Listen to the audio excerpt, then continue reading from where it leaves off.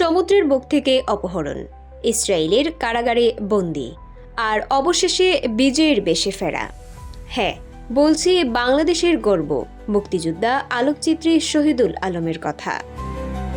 ফিলিস্তিনের গাজায় অবরোধ ভাঙতে ফ্রিডম ফ্লোটিলা নিয়ে এগিয়ে গিয়েছিলেন তিনি, কিন্তু গত বুধবার ইসরায়েলি বাহিনী তাদের জাহাজে হামলা চালিয়ে শহীদুল আলম সহ সবাইকে অপহরণ করে নিয়ে যায়। তাকে রাখা হয়েছিল নেগেব মরুভূমির কুখ্যাত ক্যাটজিয়েত কারাগারে, কিন্তু সেখান থেকেও দমে যাননি তিনি।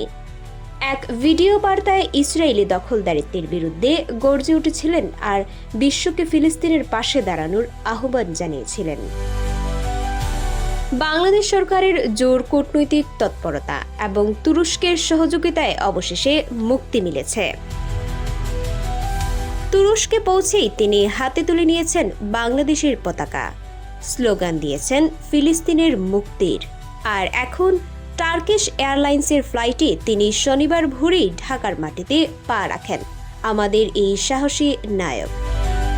শহীদুল আলমের এই মুক্তি শুধু একজন ব্যক্তির ফিরে আসা নয়, এটা অন্যায়ের বিরুদ্ধে প্রতিবাদের জয়। এটা বিশ্বজুড়ে মানবাধিকার আন্দোলনের এক বিরাট মাইলফলক। এই ধরনের গুরুত্বপূর্ণ আপডেট পেতে আমাদের সঙ্গে থাকুন। বিজিএন টিভি 24, সংবাদ যেখানে, বিশ্বস্ততা সেখানে। Free Palestine! Free Palestine!